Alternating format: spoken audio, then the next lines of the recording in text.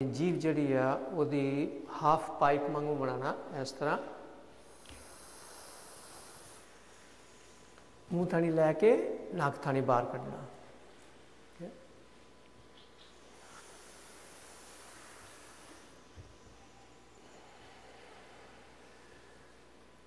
हुण दंदां नूं मीट के दंदां दे विचों दी हवा अंदर जानी ते लंग्स विचों गर्म हवा नक थानी कढ़नी।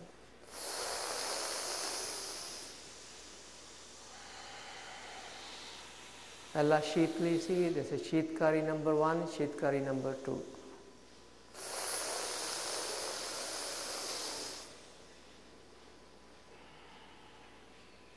नंबर 3 शीतकारी नंबर 2, टंग अपनी नूं फोल्ड करना उत्ते नूं।